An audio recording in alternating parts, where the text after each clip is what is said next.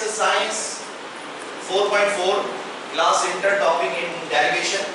इसके अंदर हमें ये जो वैल्यूज मिली है कि x equals to sin t cube, यहाँ जो ये पावर है ये एंगल पे पावर है, और cos t क्यूब यानी ये पावर पे, ये जो पावर है वो एंगल पे पावर है। ये क्वेश्चन मैंने इसीलिए रोका था कि इसमें फर्क को हमने समझना चाहिए कि ट्रिग्नोमेट्रिकल फंक्शंस के अंदर अगर आप sin x लेते हैं और होल पावर 3 या 4 या 5 आता है, कोई पावर आता है, तो वो फंक्शन पे पावर होता है, एंगल पर नहीं। यानी फंक्शन पे इस तरह से कि हम लिखेंगे sin क्यूब x ना कि sin x क्यूब। ये दोनों अलग अलग चीज है, इन दोनों को समझना चाहिए कि अगर होल पावर है तो वो फंक्शन पर पावर आएगा, एंगल पर नहीं आएगा। और एंगल पर अगर कहीं पावर होगा तो उसका मतलब चेंज हो जाता है। उसका मतलब क्या होता है? मसलन अगर हम लिखते हैं sin 30 डिग्री और यहाँ लिखा है स्क्वायर, तो इसको डील कैसे करते हैं? जब फंक्शन पर पावर हो तो उसको डील हम कैसे करते हैं? उसको हम डील ऐसे करते हैं कि हम लिखते हैं sin 30 की वैल्यू को पहले, और sin 30 की वैल्यू है 1/2, और ये जो पावर है वो इसे स्क्वायर करेगा, और फिर हमारे पास आंसर 1/4 आएगा। लेकिन इसके बरक्स अगर हमारे पास सवाल में लिखा है sin 30 डिग्री, एंगल पर स्क्वायर लिखा है, तो इसका मतलब कुछ और है इसके अलावा। यानी ये एंगल पर पावर है जो के बराबर हो जाएगा 900, और फिर sin 900 की जो वैल्यू होगी वो हम निकालेंगे। यानी एंगल पर और फंक्शन पर पावर अलग अलग होते हैं और उनके मीनिंग्स अलग अलग होते हैं, ये बात समझ आनी चाहिए।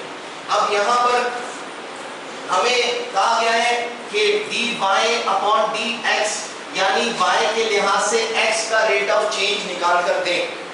ये क्वेश्चन हमने रोका था।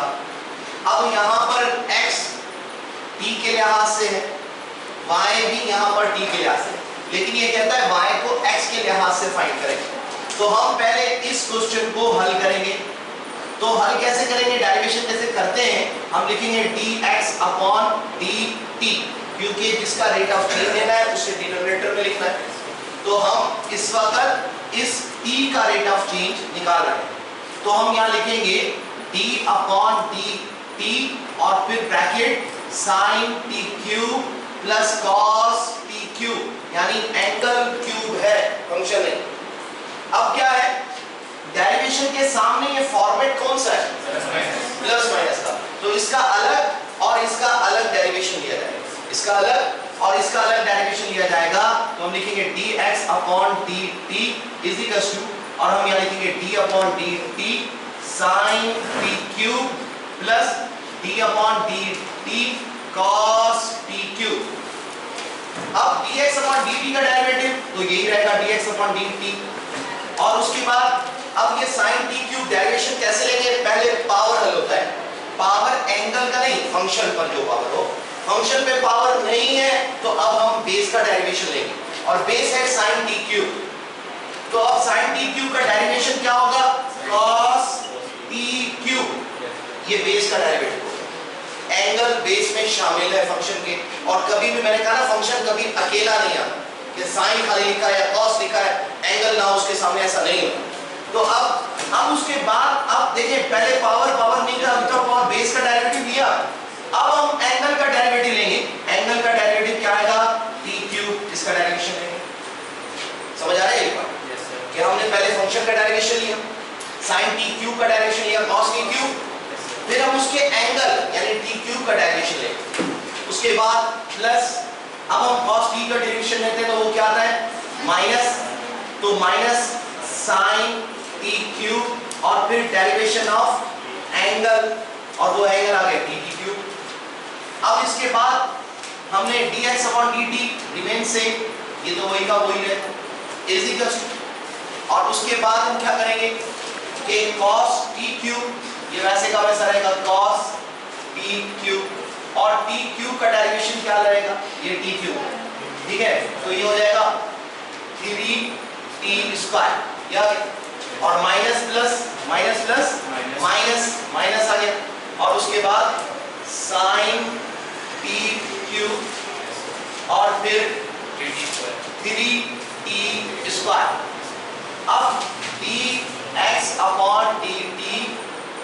इक्वल्स टू, अब इन दोनों को हम मल्टीप्लाई करेंगे तो ये 3t² इस t से मल्टीप्लाई नहीं हो, ये वैल्यूएशन में आ रहा है और ये एंगल वैल्यू, तो यहाँ हमारे पास आ जाएगा 3t² cos pq माइनस और ये भी 3t² sin pq, ये हमारे पास वैल्यू आ गई dx/dt, यानी x के लिहाज से t का रेट ऑफ चेंज।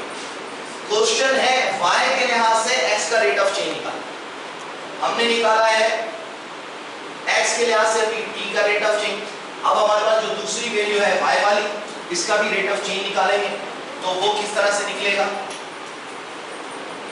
देखें हमारे पास वैल्यू है dy/dx